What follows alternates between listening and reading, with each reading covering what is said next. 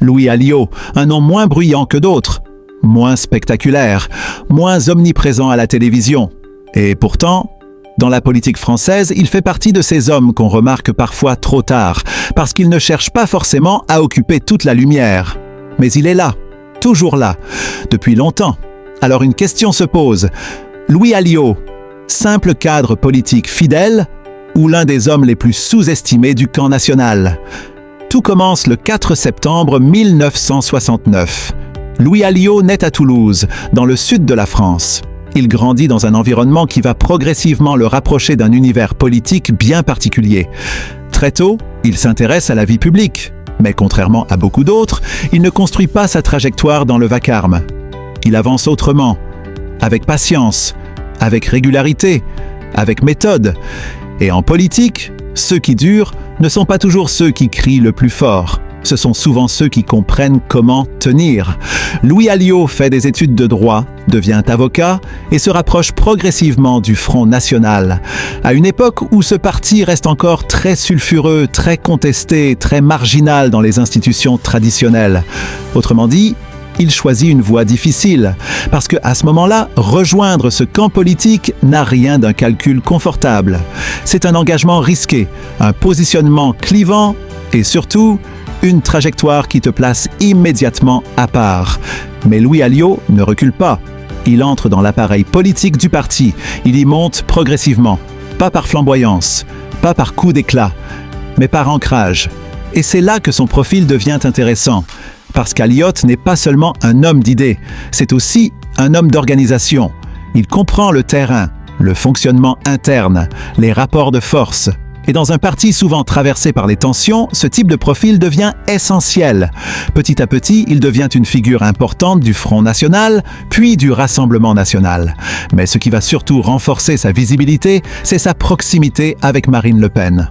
Longtemps, Louis Alliot apparaît comme l'un des hommes les plus proches d'elle, sur le plan politique, mais aussi personnel, et forcément cette proximité attire l'attention. Mais réduire Louis Alliot à ce lien serait une erreur, parce qu'en réalité, il construit sa propre place. Pas comme une copie, pas comme une ombre, mais comme un acteur solide d'un camp en transformation.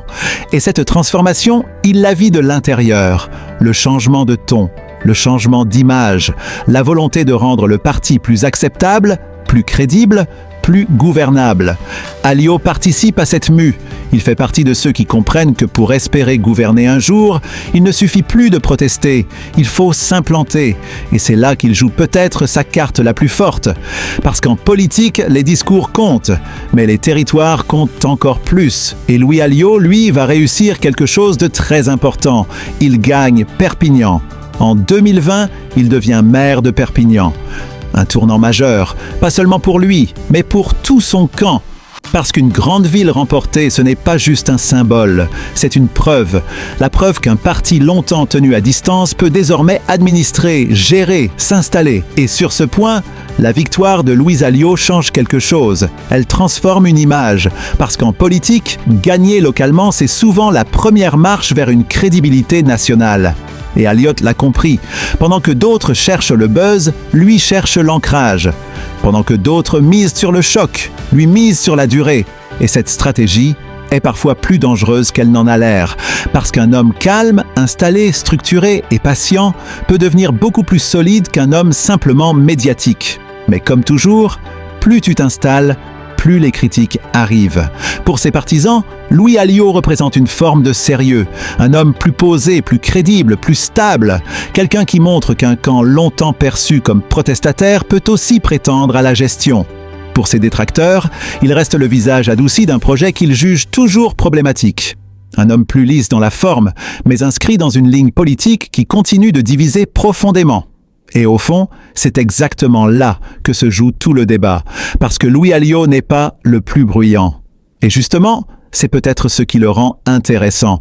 Il ne choque pas toujours, il ne déborde pas constamment, il ne cherche pas forcément à dominer chaque séquence médiatique, mais il avance. Et parfois,